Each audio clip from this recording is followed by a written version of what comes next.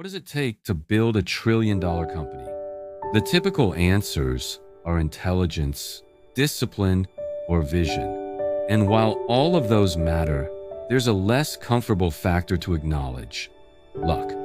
Not as something random, but as the result of context, access, and timing.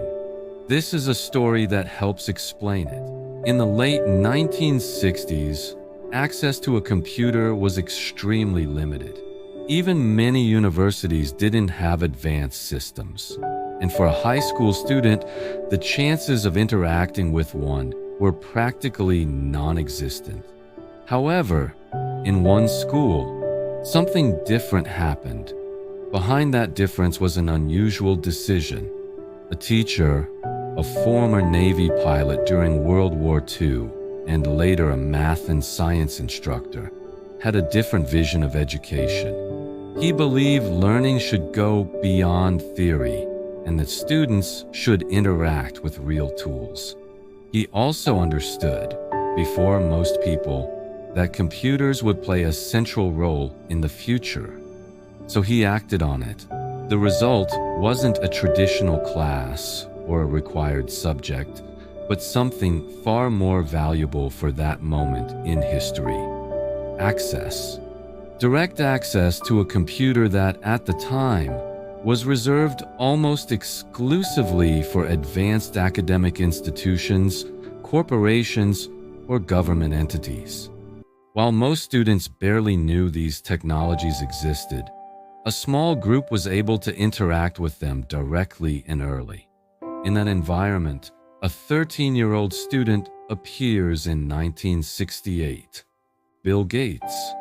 His level of interest was immediate. He spent hours in front of the computer, outside school hours, constantly exploring and learning.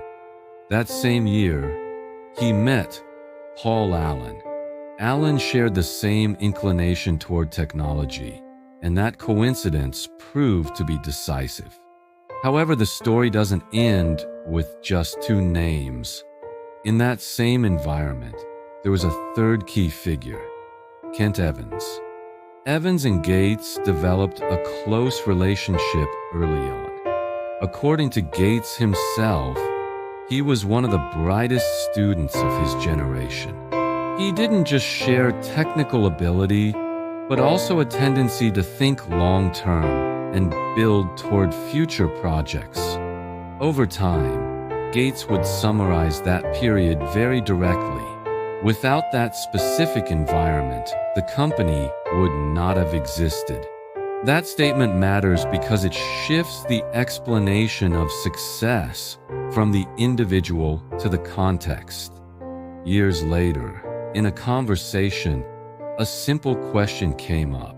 What does it mean to run a Fortune 500 company? Beyond the answer, what matters is what it reveals. While some were focused only on the technical side, others were already thinking about structure, scale, and business. That difference in perspective is often decisive. Eventually, the combination of early access, sustained interest, and vision led to the creation of Microsoft. What started as an early initiative became one of the most valuable companies in the world, with a market capitalization exceeding $3 trillion.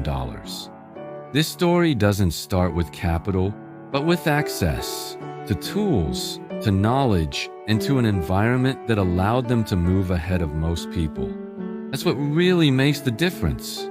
More than focusing only on effort, what matters is what you're exposed to, how close you are to opportunities, and whether you're prepared to act when they appear. Because when that moment comes, it's not about recognizing it.